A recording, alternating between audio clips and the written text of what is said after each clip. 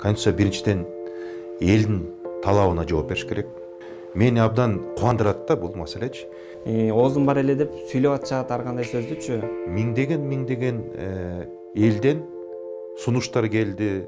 Баягы сиздин оюңузча булар эмнеге каршы чыгып атат бул жаңы конституцияга? Законный, правовой поледе жашашыбыз керек.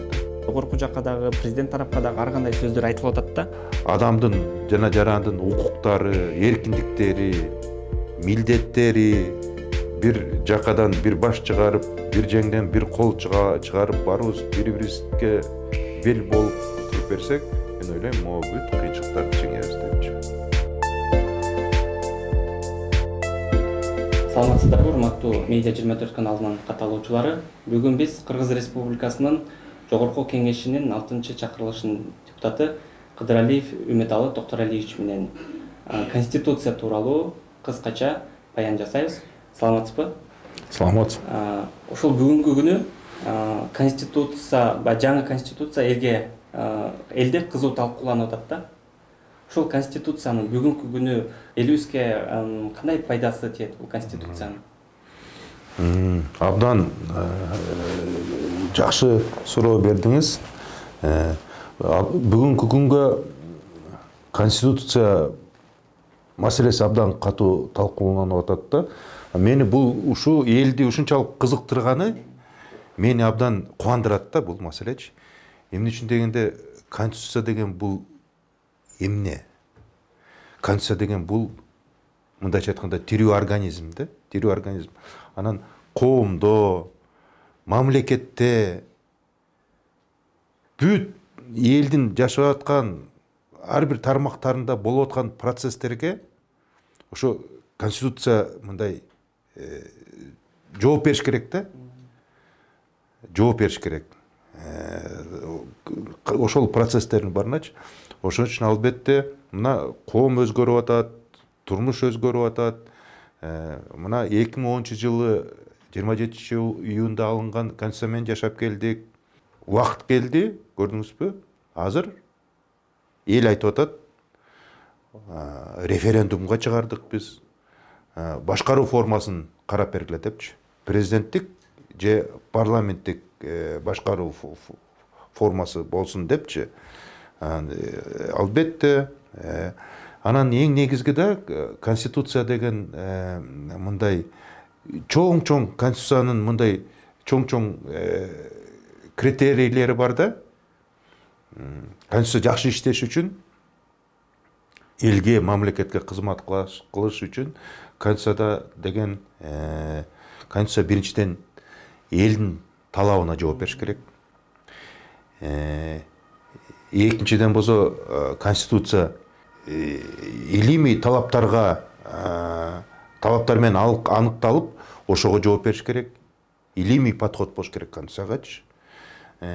Анан ошол эле убакта мына азыр 21-кылымда жашап атабыз. Ошо дүйнөдө болуп аткан бүт тажрыйбаларга дагы, дүйнөдө кандай кетип атат, биз глобалдуу дүйнөнүн Кыргызстан бир мүчөсүбүз да туурабы?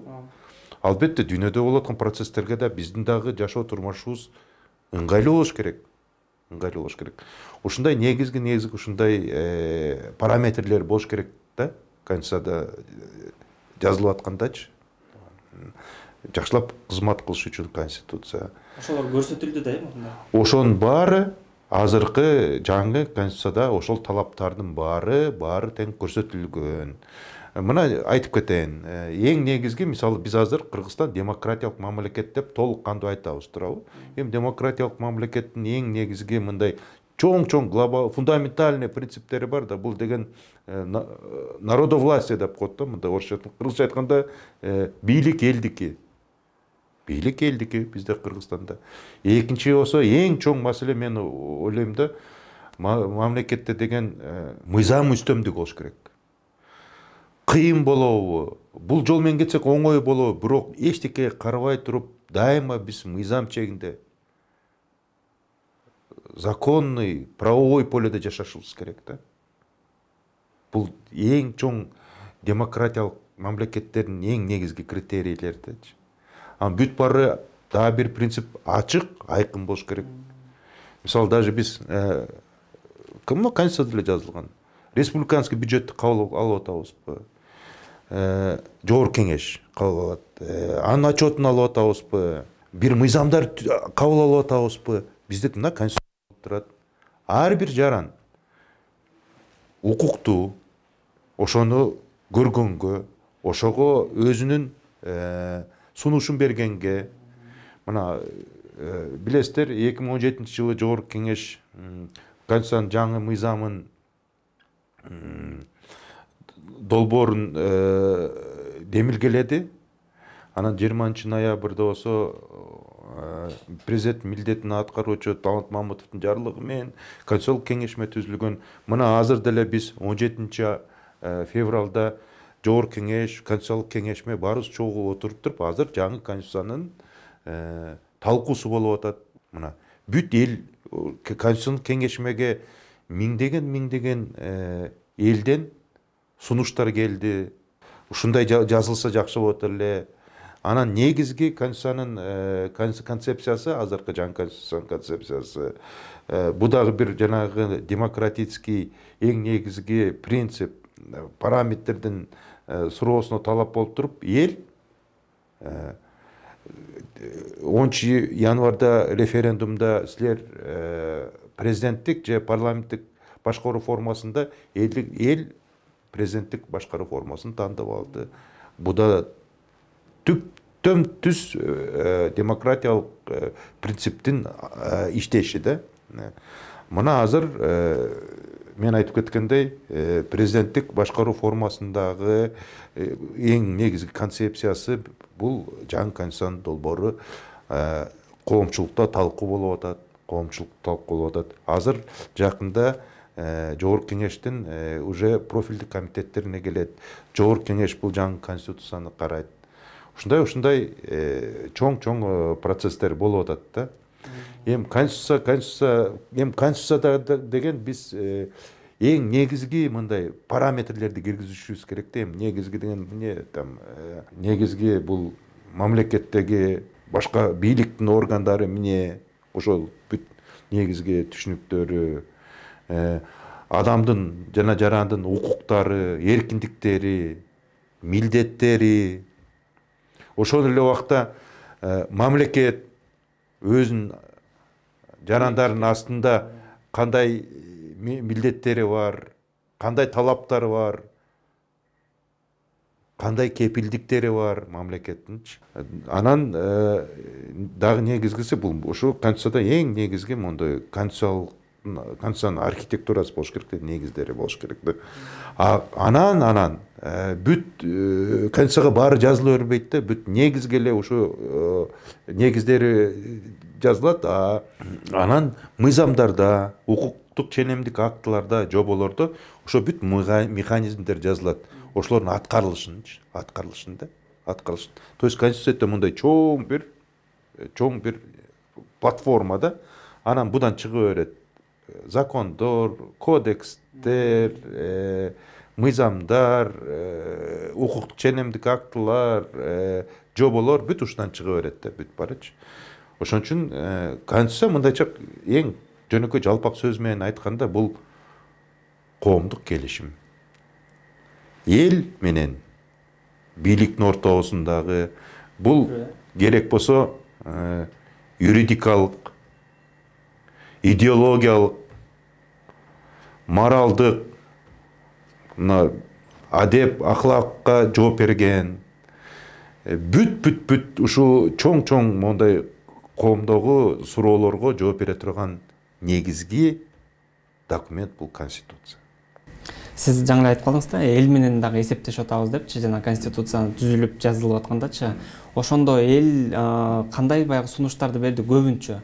Абдан могу жаңы конституцияда конституциянын кеңешмесинде көп суроо курултай боюнча болду. Чынында эле азыр мына жаңы конституциянын долбоорунда курултай институту кирип атат. Бул жакта эки тарапка абдан катуу бөлүнүштү да. Бирөөлөр айтып атат, курултайдын азыркы 21-кылымда ордуна мындай кереги жок деп айтып атышты.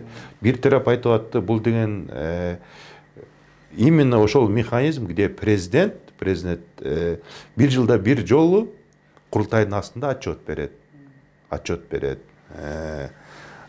Курултайдын эми азыр мындай ыйгарым укуктары бул мындай кеңеш берүүчү, багыт берүүчү, ушундай укуктар менен ыйгарылды да. Курултай деген маселеси болду. Бул негизги ушу азыркы жаңы конституциянын концепциясында бүт адамдын жана жарандардын укуктары, эркиндиктери боюнча абдан жакшы жазылган, бүт эл аралык жана пакттар боюнча, эл аралык келишим боюнча, эл аралык бүт критерийлер боюнча Кыргызстанда бүт жарандардын укуктары жана эркиндиктери бүт ошол эл аралык стандарттарга жооп берет десем жаңылбайм мен. Мамлекеттик башкаруу органдарына болсо мурунку конституцияга караганда азыр болсо бүт полномочия президентке өтүп атат. Эң негизгиси президент мамлекет башчысы гана эмес, президент азыр ошого кошо президент аткаруу бийлигине да жооп берет. Мен жеке оюм, 2010 жылкы конституция бул жакшы конституция. Парламентский форма правления деген бул дүйнөдө алдыңкы бир 48 ушундай эле 50-ге жакын мамлекет парламентский формада правление жашайт. Чынында эле мондай демократиялык баалуулуктардын, цивилизациянын бүт негиздерине жооп берет да булчу. Бирок эми ар бир мамлекеттин өзүнүн ар кандай бир жолу бар экен, тагдыры бар экен. Кыргызстандыктар бийликтин кыргыз эли ээси катары президенттик башкаруу формасын тандатып, мына дүйнөдө ошол эле Америка Кошмо Штатында президенттик башкаруу формасы, ошол эле Европада бүт парламентаризмден дагы бүт процесстерден өткөн, Францияда дагы азыр президенттик башкаруу формасы. Мына СНГ мамлекеттин ичинен баарыбыз айтабыз, Грузия реформа депчи. Грузияда деле Михаил Саакашвили президенттик форма правлениясында болуп турганда жандай кескин мамлекеттин бүт түзүлүшүн өзгөрткөн чоң бир реформаларды кылып алды да. Анан мындай догма жок да, иним, мындай бул форма правлениясы болсо эл жакшы жашайт, же бул форма правления жок. Бул эмне үчүн дегенде экономиканын өнүгүшүнө, мамлекеттин мындай болуп аткан процесстерге башкаруу формасынан тышкары чоң башка составнойлор бар да, себептер бар. Бул ушул эле кайсы жерде мамлекет жайгашкан, географиялык, мамлекетте кандай ресурстары бар, нефть барбы, газ барбы, бүгүнкү күнгөчү. Ушундай керек болсо мамлекеттин жашап аткан жарандардын саны канча. Ушундай себептер көп да. Анын эң негизгиси мен ойлойм, кандай гана болбосун башкаруу формасы. Эң негизгиси мыйзамдар иштеш керек да. Мен дагы айтып кетейин, бул конституция бул живой организм. Ошол конституциядан чыккан бүт өзүнүн мыйзам, закондору менен да. Ошон үчүн мени абдан кубандырат ушу Кыргызстанда ушу конституцияга кыргызстандыктардын катуу мындай көңүл бурганы. Эми бул конституцияны дагы жактырбагандар да бар да. Балким алар ошол бардык баягы мүмкүнчүлүктөр президентке өтүп аткан жактырбашы мүмкүн да. Баягы сиздин оюңузча булар эмнеге каршы чыгып атат бул жаңы конституцияга?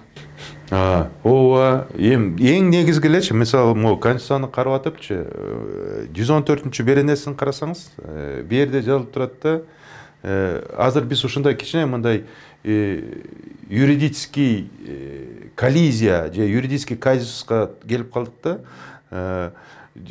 Могу азыр биз жаңы конституцияны кабыл алып атабызбы? Буга негиз эмне болду?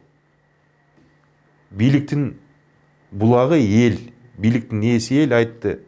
Бизге президенттик башкаруу формасын алып келгиле конституция деди. Туурабы? Ооба. Конституциялык кеңешме түзүлдү. Депутаттар бүт азыр жаңы конституциянын долбоорун иштеп чыгардык. Эми аны азыр процедурасы бар да аны киргизиш үчүнчү. Мына азыр жашап аткан эле ошол мына 2010-жылкы конституцияда жаңы конституциянын кабыл ала турган процедурасы вообще жок экен. Берди мына 114-чү беренде жазылып турат. Там 3-чү, 4-чү, 5-чи, 6-чы бөлүмдөрүнө конституциянын ошого өзгөрүү же толуктоо киргизсеңер, анда там 3 окуудан болуш керек. Ар бир окуунун ортосунда 2 ай болуш керек. Жарым жылда ошол процесс болуш керек дейт да. Ошол конституциянын бөлүмдөрүнөчү өзгөрүү толуктоо киргизсекчи. А жаңы конституцияны кантип калышты? Эч жерде ал норма жок. Каалаган убакта өзгөртө алган мүмкүнчүлүк. Эч кандай норма жок. Норма жок экен. Азыр бирок элдин талабын башкаруу формасын президенттик болсун дегенден биз мыйзам чыгаруучу орган катары депутаттар биз аткарып беришибиз керек, туурабы? Бүт даярдап беришибиз керек. Ошон үчүн азыр бүт талкуу болуп атат. Бир канча буга карата өзүбүздүн жогорку кеңештин регламенти бар. Регламенттин негизинде азыр бул биз чечим чыгарабыз бул маселе боюнчачы. Ошондо эски конституция баягы эски конституциядан дагы калды да бир кайсы бир бөлүктөр же толугу менен алмаштыбы? Жок. Эң негизги чоң өзгөрүүлөр болсо бул ошо башкаруу формасында болду да. Президент дагы бир жолу айтып кетейин, мамлекеттин гана башында турбайт. Президент дагы аткаруу бийлигине жооп берет. Мурун өкмөт аткаруу бийлигинде премьер-министр жооп берчү. Көрдүңөр, 30 жылда 32 премьер-министр алмашты. Мындай бул системанын эл көрүп турду өзү. Мындай экономикалык өнүгүүгө, саясий туруктуулукка жооп бере албады бул форма правлениячы. Мен айтып кетейин, Союз убагында 90-чы жылдары Кыргызстанда ички дүң продукцияга бир жарандын жашоо деңгээли $3000 болсо, алса ошол убактачы. Азыр мына 30 жылдан бери биз $1,500 ашпай койдук. Мына 2015 жылдары бир кичине 2000 ага чейин дагы экономический рост болгондо $1,500 чейин жетти. Азыр кайра могу кризис менен, пандемия менен азыр $1,150 ушундай да. Бир жарандын башына ички дүң продукцияны бөлгөндөчү. Ушундай экономикалык өнүгүү болуш керек. Экономикалык бюджетте акча болсо, биз мына жаш муундарга, жаштарга жакшы сабак бере алабыз. Эмне үчүн дегенде жакшы мугалимдер, аларга жакшы зарплата бере алабыз. Пенсионерлерди жакшы карай алабыз. Жанагы мамлекеттен жардам күтүп аткан биздин социальный пособияларга да кичине жакшы мындай көбүрөөк жардам бере алабыз да. Бунун баарында тең Кыргызстанда экономика иштеш керек. Экономика иштеш үчүн Кыргызстанда мыйзамдар аткарылыш керек. Мыйзамдар аткарылыш үчүн сөзсүз түрдө сот системасы иштеш керек. Сот системасы мына бийликтин 3 бутагы бар, билесиз да. Бул деген аткаруу бийлиги, өкмөт, азыр болсо жаңы конституция боюнча кабинет министров болот. Бул деген мыйзам чыгаруучу орган. бул жогорку кеңеш биз анан эң негизги 3 бийликтин бутагынын бири бул сот бийлиги. Сот бийлиги деген бул кылмышкер, бул күнөөлүү эмес деп биз укуктуу мамлекетте жашагандан кийин только сот чечет бунучу. Ошон үчүн сот бийлигин демократиялык мамлекеттерде принцип разделения власти деп коет, жана 3 бийликтин разделения власти. Анан принцип сдержек противовесов деп коет да, 3 бийликтин биз бири-биринен көз каранды болуш керек. Анан тең салмактуу болуш керек. Эң негизги биз реформа кылайлы десек, сот бийлигин мындай самоуправленияга бериш керек да. Биз жергиликтүү бийликти берип атпайбызбы? Мына өзүңөр бүт проблемаңарды жакшы билесиңер, ушу кандай кайсы жерге децентрализм деген мындай принциптер бар да, кандай жакшы билесиңер десеңер, борбордук бийликке караганда жергиликтүү бийлик билет да өзүнүн жери болуп аткан бүт проблемаларын чечип алгыла депчи. Ошо биз ошо аракет кылып атабыз. Ошо сот бийлиги дагы бүт өзүн башкаруу болсун да, самоуправление болсун. Эң негизги мамлекетте мен ойлойм сот бийлиги көз карандысыз болуш керек да. Көз карандысыз болуш керек. Ошондо гана мамлекет өнүгөт, өсөт, жарандардын укуктары сакталат.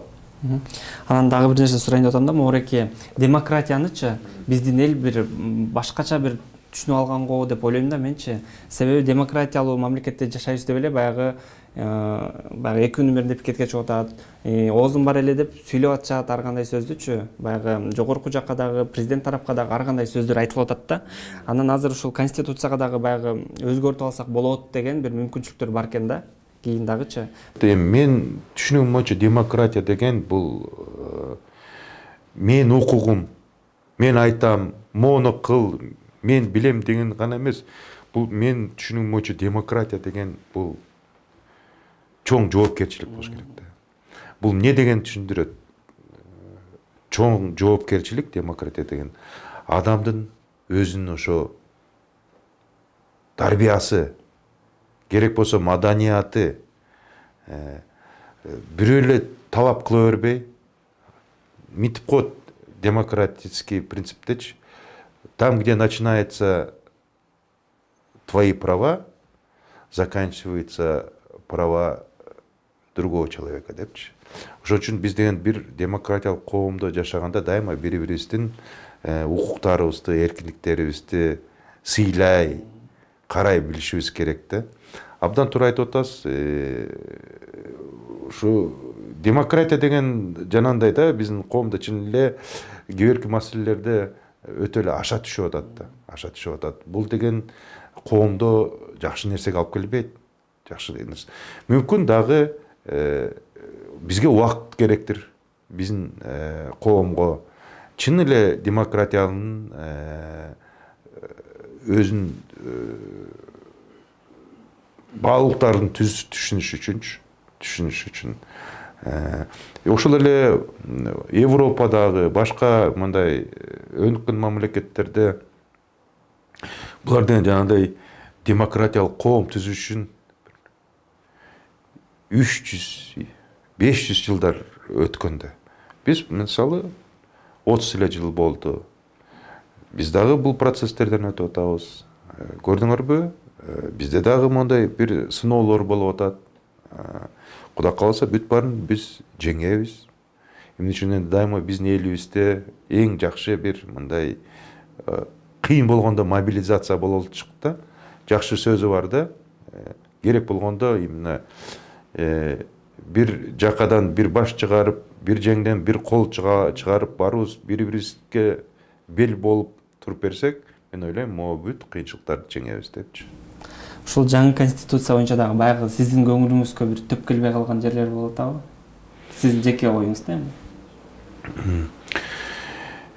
Эми мен жанагы сиз айтып кеттиңиз буга чейин каршы болуп атат деп атпайсызбы да? Мен алар менен дагы макулмун менчи. Макулмун. Албетте алар айтып аткан парламентский форум управления бул эң мындай цивилизованный деген мен макулмун. Бирок тилекке каршы Кыргызстанда бул парламенттик форма правлениясы жакшы бир результаттарды бербейт да. Мына 10 жыл жашап атабыз. Карасаңыз, ошол эле жогорку кеңеш өзүнүн миссиясын аткара албады да. Ошондо бир өкмөт өзүнүн жумушун баягы аткара алган жок деп да айтсак болобу? Мисалы, алар президентке өткөрүп берилип атат да, эмичи? Ошол мүмкүнчүлүк бар. Эми эмне үчүн өкмөт иштей албай калды азыркыча? Ким тоскоол болду ушул? Тоскоол болгонучу бул деген биринчиден эч ким эчтеке жооп бербегендик. Мындай сөз бар го, коллективная ответственность несет коллективной безответственности деп коет да. Эч ким эчтеке жооп бербей калды да. Партиялар келет, өкмөттүн курамын түзөт. Өкмөттүн курамына өздөрүнүн кадрларын киргизет. Ар бир партиянын өзүнүн списоги бар. Аяка депутат болбой алгандарга алар жумуш ордун алып бериш үчүн ошо өкмөткө киргизет. Ал өкмөткө барып иштейт. Министр, замминистр, ведомствонун жетекчиси, заместитель. Ал өзүнүн ишин билеби, билбейби? Бул деген эми өкмөт деген бул жанагындай экспериментальный площадка эмес да. Же бир партиялардын өзүнүн бир кызыкчылык маселелерин чече турган место эмес да бул. Туурабы? Ошон үчүн мен ойлойм, өкмөт жакшы иштей албады. Бүт программаларын бир да өкмөт аткара албады.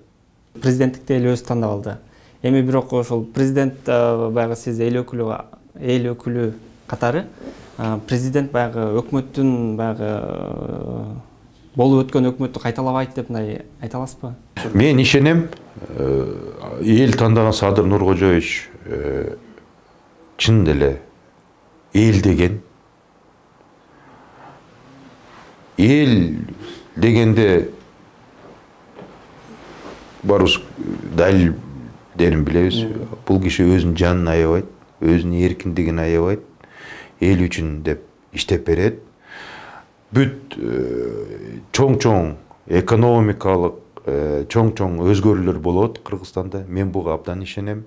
Буга убакыт керек, убакыт керек. Эмне үчүн дегенде мындай да 30 жылдан бери болуп аткан мондай чоң-чоң экономический, стратегический просчеттер болгон да биздин мамлекеттечи. Ошолор аз болгон эмес да эч качанчы. Мен дайыма жогорку кеңештен айтам. 30 жылда Кыргызстанда бир дагы метр темир жол салынган жок. Бул эмне дегенди түшүндүрөт? Биз экономически зависимыйбыз. Бунун кандай эмнеге алып келет? Мен айтпай эле коеюн. Бул мындай мамлекеттик неме да, бул секретный иштер да. Биз суунун башында жашайбыз. Географически. Камбар-Ата ГЭСи, Камбар-Ата 1, 2 ишке ашкан жок. Камбар-Ата 2-н жана экинчи агрегатын бүтүрүшүбүз керек. Камбар-Ата 1-ди жок дегенде биз хотя бы мондай инвест проекттин түзүп коюшубуз керек. Азыр деген бүт кошуналар менен бүт демократиялык мамлекеттерде эң негизги да демократиялык параметрдин бири это бул разные формы экономики да, экономики. То есть бүт соседтер, бүт мамлекеттер мындай базар экономикасында жашайт да. Сага бирөө эч качан көмүрүн, нефтисин же газын бекер бербейт. Сен эч качан өзүнүн жеринен сенен кетип бараткан машинаны товар менен же сага келаткан товарларды эч ким эч качан жөн өткөрүп койбойт.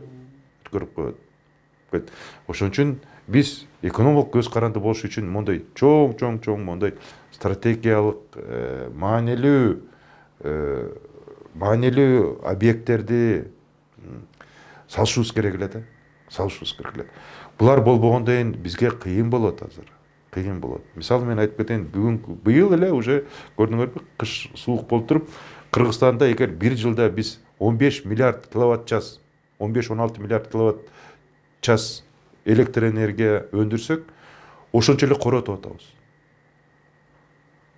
Өнүгүш өсүш үчүн бизге электр энергиялык кубаттуулуктар керек. Аны каяктан алабыз биз?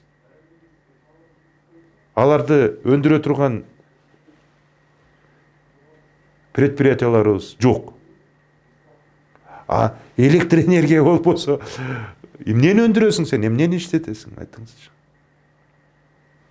Бирок Кыргызстанда чоң ошол эле тоо кен тармагында, бүт экономикада, абдан көмүскөдө көп, биздин экономикада мен калп айтпасам 50-60% көмүскөдө да. Ошонун баарын бүт чыгаш керек. Ошонун баары бүт бюджетке поступление болот. Ушундай чоң ошол эле могу бажы кызматында тартипке салыш керек. Ошол эле салык кызматын бүт азыр бүт дүйнө жүзү жанагындай санарипке өтүп атат, ошолорго өткөрүш керек. Өзүнүн потенциалы абдан чоң биздикичи. Эми ушул элге кайрылуу жасап коюңуз. Эл дагы күтсүнбү? Өнүгүү жолуна чөбүбүз деп. Урматтуу кыргызстандыктар, эң негизги биздин байлыгыбыз бул биздин Кыргыз Республикасы. Ооба азыр абдан кыйын учурда турабыз да. Аз эле убакытта кандай окуялар болуп кетти да. Биздин азыр мындай үмүтүбүз абдан чоң да. Элдин үмүтү чоң президенттен. Биз эч качан мындай эчкимге алданбашыбыз керек да. Ошон үчүн баарыбыз чогулуп, колдоп, мамлекетибизди сактап калышыбыз керек. Рахмат сизге.